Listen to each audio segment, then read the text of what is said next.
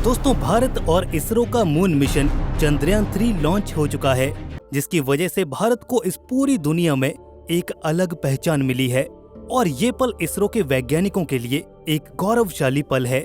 जी हाँ दोस्तों, हम बात कर रहे हैं चंद्रयान-3 के बारे में। इसी मिशन के जरिए हम भारत के उन देशों में शामिल हो जाएंगे जिन्होंने अब तक सफलतापूर्वक चांद पर लैंडिंग की है। अभी तक सिर्फ 3 देशों को ही चांद पर स्पेसक्राफ्ट को उतारने में सफलता मिली है। ये देश हैं अमेरिका, रूस और चीन। और अगर इसरो अपने इस मिशन में सफल हो जाता है तो भारत ऐसा करने वाला चौथा देश बन जाएगा। 22 मई 2019 को इसरो ने चंद्रयान-2 लॉन्च किया था, लेकिन जब चांद पर उतरने की बारी आई तो करीब चांद से 2 किलोमीटर ऊपर ही चंद्रयान-2 के लैंडर से हमारा अचानक ही संपर्क टूट गया और ये मिशन सफल होते हुए भी असफल हो गया। भारत का मिशन चंद्रयान-2 भले ही सक्सेसफुली चांद पर नहीं उतर पाया हो, लेकिन इससे निराश होने की जरूरत नहीं है। अमेरिका और रशिया जैसे ताकतवर देशों ने भी चंद्रमा तक पहुंचने के लिए कई असफल प्रयास किए थे और अंत में वे भी सफल हुए। भारत ने जुलाई सन 2019 में चंद्रयान-2 को चांद के लिए रवाना किया था। 7 सितंबर को जब मिशन चांद की सतह पर उतरने से केवल 2 किलोमीटर ऊपर था, तब इसके लैंडर विक्रम से हमारा संपर्क टूट गया। भले ही ये मिशन असफल रहा, लेकिन पूरे देश ने इसरो की बहुत सराहना की और उसको हार न मानने की सलाह दी। इसी से मोटिवेट होकर इसरो ने एक बार फिर सपने बुनने शुरू कर दिए थे और इसी का परिणाम है ये चंद्रयान-3। इसरो चीफ एस सोमनाथ ने कहा कि असफलता मिलने का मतलब ये नहीं कि हमें कोशिश करनी बंद कर देनी चाहिए। चंद्रयान-3 मिशन से हमें बहुत कुछ सीखने को मिलेगा और हम निश्चित ही इतिहास रचेंगे। हाल ही में 14 जुलाई सन 2023 को आंध्र प्रदेश के श्रीहरिकोटा में स्थित सतीश धवन स्पेस सेंटर से चंद्रयान-3 को 2:35 पर लॉन्च किया गया। चंद्रयान-3 का ये मिशन भी इसी पर आधारित होगा कि जिन गलतियों के कारण हम पिछले मिशन में सफल नहीं हो सके थे, इस मिशन में उन्हें वो गलतियां अवॉइड करनी होंगी। चंद्रयान-3 को चंद्रमा के दक्षिणी ध्रुव पर लैंड कराया जाएगा। इसके अनुसार चंद्रयान-3 के 3 मुख्य लक्ष्य हैं।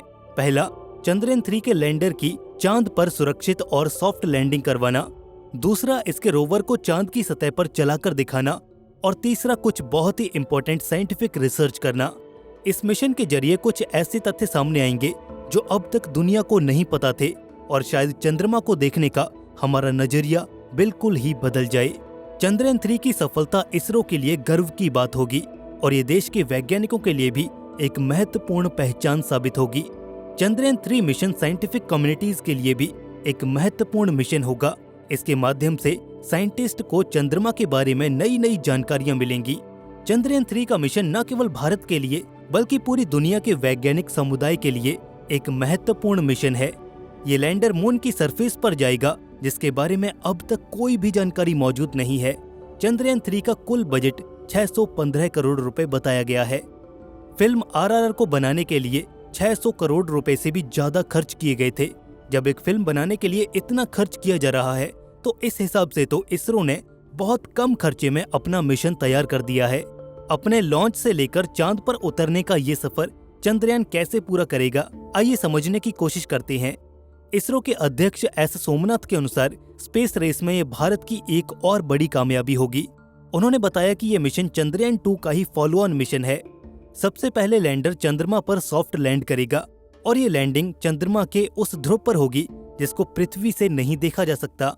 और सबसे बड़ी बात यह है कि इस जगह पर पानी भी हो सकता है। चंद्रा सरफेस थर्मोफिजिकल एक्सपेरिमेंट के द्वारा चांद की सरफेस को चेक किया जाएगा और ये पता लगाया जाएगा कि इसका तापमान कितना है और यहाँ पर मिट्टी किस प्रकार की है। साथ ही ये भी पता लगाया जाएगा कि यहाँ पर भूकंप आते हैं या नहीं, अगर हाँ तो कितनी तेजी से।